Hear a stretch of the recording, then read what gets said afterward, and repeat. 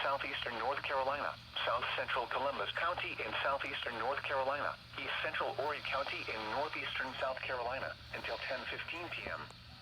At 9:35 p.m., a thunderstorm was located over Dula, or 13 miles north of Little River, moving southeast at 30 miles per hour. Hazard, 60 miles per hour wind gusts and quarter-size hail. Source, radar indicated. Impact, minor hail damage to vehicles is possible. Expect wind damage to trees and power lines.